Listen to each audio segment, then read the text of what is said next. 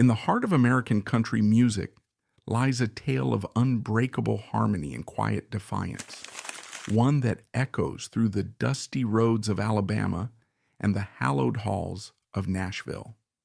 Charlie Louvin, half of the legendary Louvin Brothers, rose from humble farm roots to craft a sound that blended soul-stirring gospel with raw, heartfelt country stories. Alongside his brother Ira, he created melodies that captivated audiences, influencing icons from rock pioneers to folk revivalists. But what happens when the harmony breaks? After unimaginable loss, Charlie forged ahead alone, becoming a beacon of resilience in a changing industry. Discover how this unsung hero navigated fame's highs, personal tragedies, and cultural shifts, all while keeping the flame of authentic music alive. His journey isn't just about hits or stages. It's a profound lesson in perseverance, legacy, and the timeless pull of a voice that refused to fade. From early radio days to unexpected collaborations that bridge genres, Charlie's story reveals the hidden depths of country gospel's enduring magic. Dive in to uncover the man behind the music and see why his echoes still inspire generations today. Curious about the secrets of his unyielding spirit? Read on for a deep dive into a life that harmonized faith, grit, and artistry like no other. Charlie Louvin's story begins in the rural heart of Alabama, where life was shaped by the rhythms of the land, the cycles of planting and harvesting, and the unyielding demands of farm work that built character through sheer endurance. Born Charlie Elzer Loudermilk on July 7, 1927, in the small community of Section, Alabama, a modest town nestled in the Appalachian foothills, he entered a world far removed from the glamour of music stardom. Section, with its sparse population and reliance on agriculture, represented the quintessential Southern rural experience, where families like the Loudermilks scratched out a living from the red clay soil. Charlie was one of 7 children in a household where resources were limited and every hand was needed to contribute.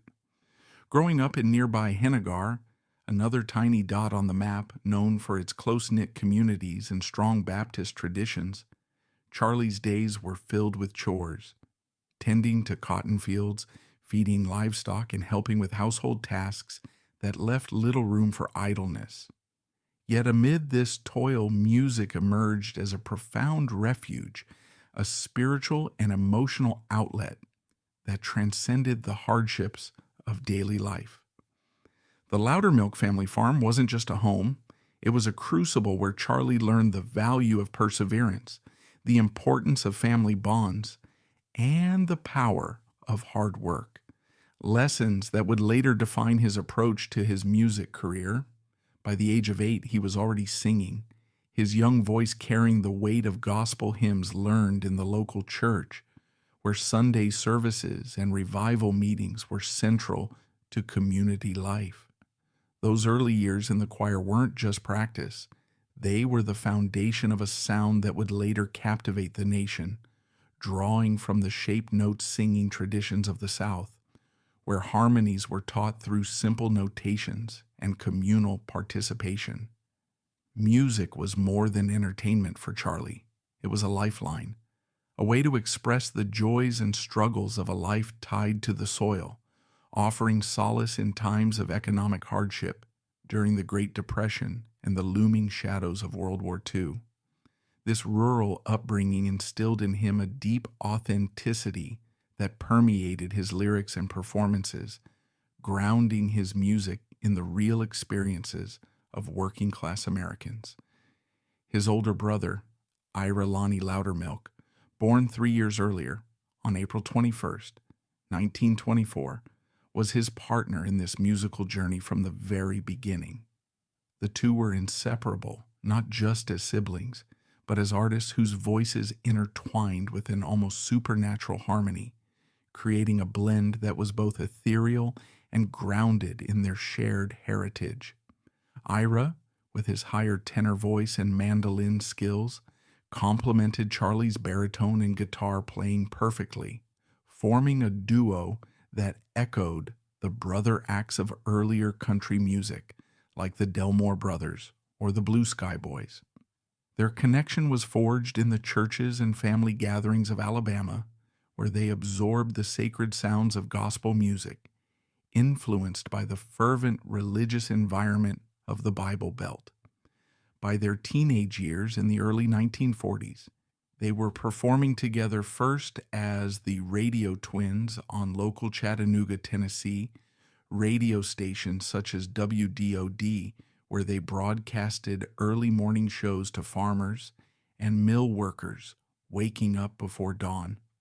Charlie strummed the guitar with a steady rhythm that evoked the plodding pace of farm life, while Ira's mandolin added a bright, shimmering counterpoint that brought a sense of uplift and intricacy to their arrangements. Their performances were steeped in the gospel tradition, learned from years of singing in church, where their voices blended with a purity that felt divinely inspired, often drawing from hymnals like the sacred harp that emphasized close harmonies and emotional delivery.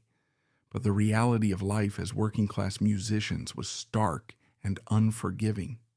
Church gigs and small donations from appreciative congregations couldn't sustain them financially, especially as they aimed to support themselves and their families. A blunt piece of advice from a sponsor, "You can't sell tobacco with gospel music," highlighted the commercial pressures of the era, where radio advertisers demanded content that appealed to broader audiences.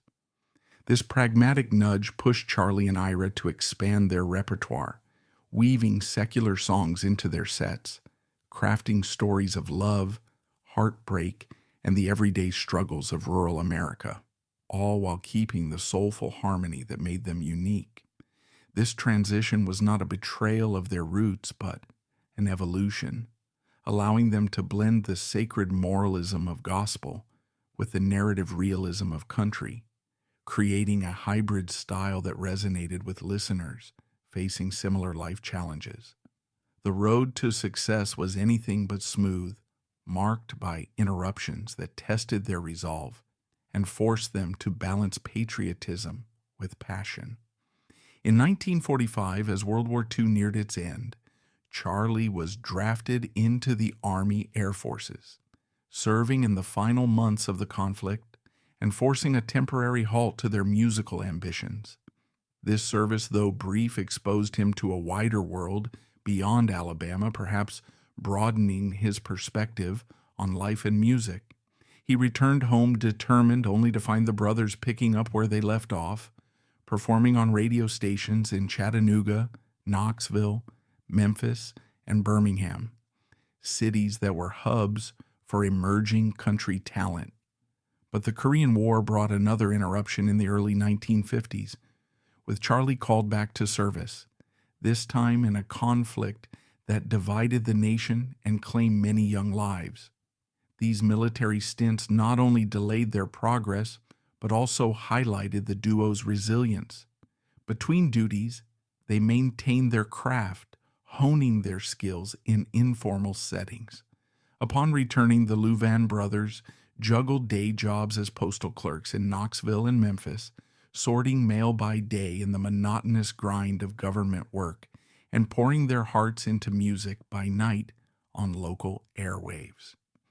This dual life wasn't just a side hustle.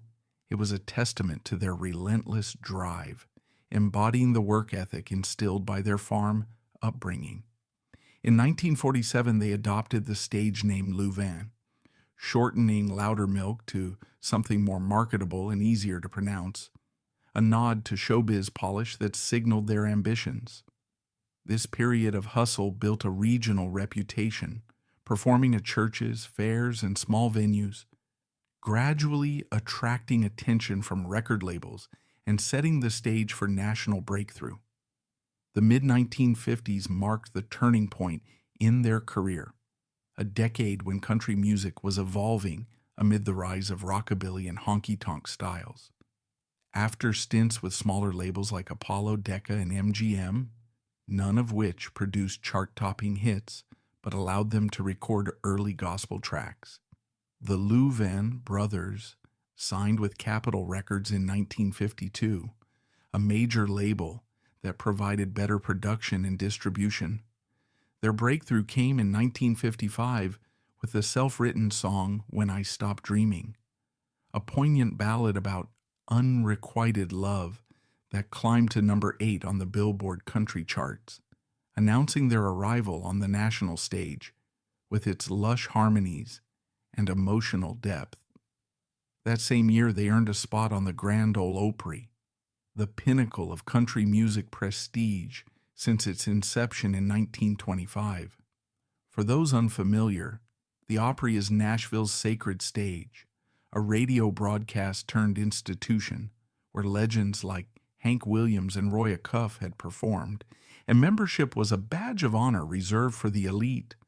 The Louvins stepped into that spotlight with confidence, their performances captivating audiences with a blend of sincerity and technical prowess. In 1956, they achieved their only number 1 hit, I Don't Believe You've Met My Baby, a whimsical yet heartfelt song that captured the longing and romance of country life with a melody so infectious it lingered in listeners' minds. Its narrative of introducing a lover evoking the simplicity of rural courtship. From 1956 to 1963, they delivered 10 more charted singles, including Hoping That You're Hoping, a mid-tempo plea for mutual affection that reached the top 10. You're Running Wild, exploring themes of infidelity with raw honesty. Cash on the Barrel Head, a clever tale of debt and redemption that showcased their witty songwriting. And My Baby's Gone, a lament of loss that highlighted their ability to convey deep sorrow through harmony. Each song was a masterclass in storytelling, wrapped in harmonies so tight they seemed to defy human limits, often featuring Ira's soaring tenor against Charlie's steady baritone, creating a dynamic tension that drew listeners in. At their peak, the Louvin Brothers were a force in the country music scene, commanding respect and drawing crowds that rivaled the emerging rock stars. They were headliners, with a young Elvis Presley and Johnny Cash as their opening acts, an incredible testament to their star power in an era when country was still the dominant force in Southern entertainment. Presley, with his hip-shaking rockabilly, and Cash, with his brooding baritone, learned from the Louvin's stage presence and harmonic precision. Their sound, a fusion of gospel's spiritual depth, drawn from hymns like The Great Atomic Power, and country's earthy grit, set a standard for harmony singing that influenced the Everly Brothers, whose pop-infused duets echoed the Louvin's close vocal interplay. This influence extended to later artists like Emmylou Harris, who admired their emotional authenticity, and Graham Parsons, who championed their blend of sacred and secular. Their 1959 album, Satan Is Real, was a cultural landmark, not just for its music, but for its audacious concept. Its cover, handmade by the brothers using rocks, tires, and kerosene to simulate hellfire, with them in white suits against a flaming devil backdrop, was as bold as it was provocative, challenging the conservative norms of country music. Songs like Satan Is Real, a stark warning against temptation with vivid imagery of the devil's wiles, and The Family That Prays, a gentle reminder of faith's unifying power, weren't just music. They were sermons set to melody, resonating with audiences far beyond the country charts by addressing moral dilemmas in a relatable way. The album's themes of sin and redemption reflected the brothers' own lives, blending fire and brimstone gospel with narrative country. Decades later, these tracks found new life in films and TV, such as in documentaries exploring Southern culture, and in 2010, a documentary titled Still Rattle in the Devil's Cage celebrated the album's 50th anniversary, cementing its place in music history by interviewing fans and analyzing its enduring impact on Americana music. But the 1960s brought challenges that tested the brothers' bond and ultimately unraveled their partnership. The rise of rock and roll, spearheaded by artists like Elvis and the Beatles' invasion, shifted the music landscape dramatically, dimming the spotlight on traditional country acts like the Louvin, whose harmony-driven style seemed quaint amid the electric guitars and teen idols. More devastatingly, Ira's struggle with alcoholism and erratic behavior, exacerbated by personal demons and the pressures of fame, strained their partnership to the breaking point. Ira's temper and unreliability led to canceled shows and tense recording sessions, eroding the trust that had sustained them. In 1963, the unthinkable happened. The Louvin Brothers disbanded, a split that felt like a melody cut in half, leaving fans heartbroken and the industry pondering the end of an era. Charlie, the more grounded of the two, with his stable demeanor and family-oriented life, he had married Betty Harrison on September 18, 1949, and they raised 3 sons together, was left to carry on alone. Ira attempted a solo career, managing only one minor hit, Yodel's Sweet Molly, a light-hearted tune that hinted at his mandolin prowess, but lacked the harmonic magic of their duo work. Tragically, Ira's life was cut short in 1965 when he and his wife, Ann Young, died in a car accident near Williamsburg, Missouri, while en route to a performance. The crash, caused by a drunk driver, claimed 4 lives and left the country music world in mourning. For Charlie, the death of his brother wasn't just a personal blow, robbing him of a sibling and confidant. It was the loss of the voice that had defined his own, the tenor that elevated his baritone to legendary status. Charlie became the other half, tasked with preserving the Louvin legacy while forging his own path. It was a burden few could bear, but Charlie shouldered it with quiet determination, channeling his grief into continued performances and a commitment to honoring their shared music. Refusing to let grief define him or derail his passion, Charlie continued performing at the Grand Ole Opry, where he became a respected figure, a keeper of country's traditions in an era of rapid change. His membership since 1955 made him a fixture, often introducing newer acts while reminding audiences of country's roots. From 1964 to 1974, he released a steady stream of solo hits, adapting to the Nashville sound with its polished production while retaining his authentic voice. Notable among these were I Don't Love You Anymore, which reached number 4 in 1964 and topped the Canadian country charts, a breakup song that showcased his emotive delivery. See the Big Man Cry, hitting number 7 in 1965, a tender narrative of vulnerability that resonated with listeners. Hey Daddy in 1966, peaking at number 15, and Will You Visit Me on Sundays? In 1968, reaching number 20, a poignant plea from a death row inmate that highlighted Charlie's storytelling prowess. These songs showcased his ability to stand alone, his Alabama drawl carrying the same emotional weight that had defined the Louvin Brothers, evoking loneliness and regret with understated power. His solo work retained the heart of their sound, raw, honest, and deeply felt, proving that Charlie was more than just half of a duo.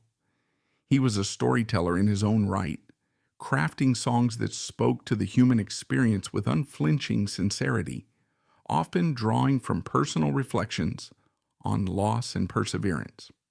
Albums like Less and Less and I Don't Love You Anymore, 1965 peaking at number 6 on U.S. country, and The Many Moods of Charlie Louvin, 1966 number 9, demonstrated his versatility, blending ballads with up-tempo tracks. What makes Charlie's story even more remarkable is how his influence transcended country music, seeping into rock and folk genres through covers and tributes that revived interest in his work. In 1968, the Byrds, led by Graham Parsons, a fervent admirer of traditional country, covered The Christian Life on their seminal album Sweetheart of the Rodeo, introducing the Louvin sound to the rock world and helping pioneer the country rock fusion. Parsons, who saw the Louvins as embodying pure American music, later teamed up with Emmylou Harris to cover Cash on the Barrel Head in 1974's Grievous Angel, a posthumous release that underscored the song's witty take on financial woes. Emmylou, herself an Alabama native from Birmingham, became one of Charlie's most ardent supporters, crediting the Louvins with shaping her harmony style. Her 1975 cover of If I Could Only Win Your Love hit the top 5, rekindling interest in the Louvin catalog by bringing their 1955 hit to a new generation with her crystalline voice. In 1979, she and Charlie recorded a duet, Love Don't Care, a minor hit that underscored their shared reverence for country's traditions, its lyrics exploring indifferent love with poignant harmony. These collaborations showed that Charlie's music wasn't bound by genre. It spoke to anyone who valued authenticity, bridging the gap between Nashville's Opry and LA's rock scenes. Charlie's later career was a testament to his adaptability and passion, refusing to fade into obscurity despite the industry's shifts toward pop country. In the 1970s and 1980s, he continued charting sporadically with duets like Something to Brag About, 1971, number 45, with Melba Montgomery, a playful battle of the sexes track, and North Wind, 1982, with Jim and Jesse, blending bluegrass elements. In 1992, he joined Charles Whitstein for the Louvin Brothers Music Celebration Tour, a heartfelt tribute to the duo's legacy that featured recreations of their classics. The Whitstein brothers, who had recorded a gospel tribute to the Louvins in 1969, titled the Whitstein Brothers Sing Gospel Songs of the Louvin. Brothers were among the many artists inspired by Charlie and Ira's harmonies, viewing them as mentors in vocal blending. In 1996, Charlie released The Longest Train, an album featuring guest artists like Jim Lauderdale, Katie Moffett, Barry and Holly Tashian, and Rosie Flores, proving he could still hold his own with younger talents in the Americana scene, its tracks exploring themes of travel and longing with acoustic warmth. In 2003, he took an unexpected turn, recording I Will Go Sailing No More from Disney's Toy Story for the album Oh Mickey, Where Art Thou? A playful nod to his versatility that introduced his voice to family audiences. That same year, the Grammy-winning tribute album Livin', Lovin', Losin' Songs of the Louvin Brothers brought together stars like Dolly Parton on When I Stop Dreaming, Vince Gill, Merle Haggard, James Taylor, and Dierks Bentley to celebrate the Louvins' enduring influence, winning Best Country Collaboration with Vocals, and underscoring how their songs remained relevant. Charlie's presence on the project, alongside these giants, was a reminder of his place in music history as he contributed vocals and insights. Perhaps most surprising was Charlie's foray into the alt-rock scene, demonstrating his openness to new audiences.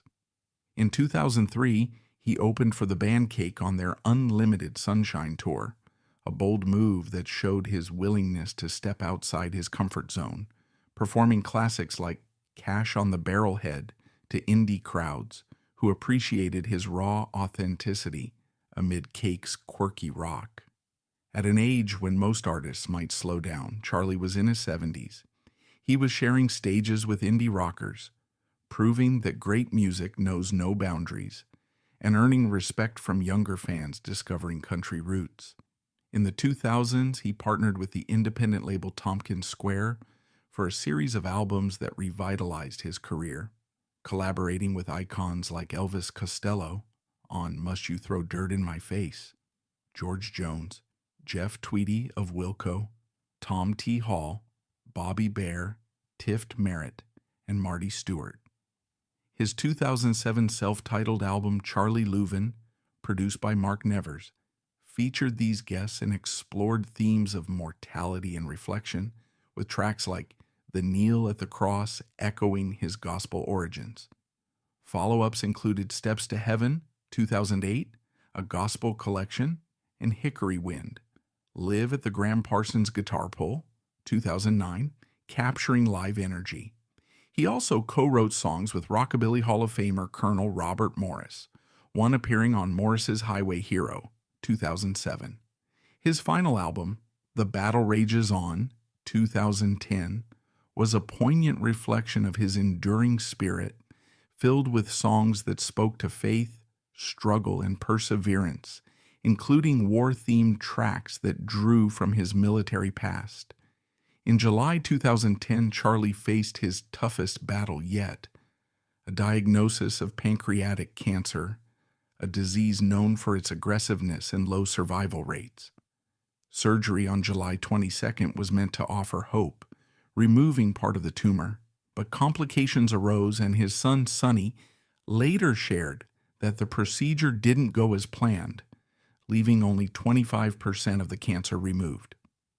Undeterred, Charlie turned to alternative treatments, including vitamin therapies, and refused to let his illness silence him, embodying the perseverance that defined his life. On September 10, 2010, he performed at the Americana Music Conference in Nashville, joined by Emmylou Harris and Al Perkins, for an emotional set that included Louvin classics, a moment of triumph that showcased his unbreakable spirit amid visible frailty. His final public appearance came on December 2, 2010, on The Marty Stewart Show on RFD TV, backed by his son Sonny, and with Marty Stewart on mandolin, Charlie sang See the Big Man Cry, with heartfelt vulnerability and Back When We Were Young, a Tom T. Hall song reflecting on lost youth. The episode also featured tributes like Connie Smith singing I Don't Love You Anymore, and the cast performing The Family Who Prays, closing with Charlie's performance. It aired on January 29, 2011, just days after his passing, with a closing tribute that read, This was Mr. Louvin's final television performance. On January 26, 2011, Charlie Louvin passed away at his home in Wartrace, Tennessee, at the age of 83, surrounded by family, leaving behind a legacy that stretched far beyond the stage. In his later years, he had lived in Manchester, Tennessee, and planned a Louvin Brothers museum in Monteagle, after closing one in Nashville, though health prevented its realization. So, what's the lesson from Charlie Louvin's life? It's about resilience in the face of loss, about staying true to your craft when the world moves on to flashier trends, and about creating something that outlasts you, like the harmonies that continue to inspire new generations. Charlie didn't need the brightest spotlight to shine. His music was a quiet beacon, guiding listeners to the heart of what matters. Stories told with honesty, sung with passion, and lived with courage. If this story moved you, hit that like button and let us know in the comments which Louvin Brothers song speaks to your soul. Subscribe for more deep dives into the legends who shaped music, and until next time, keep chasing the melodies that make your heart sing.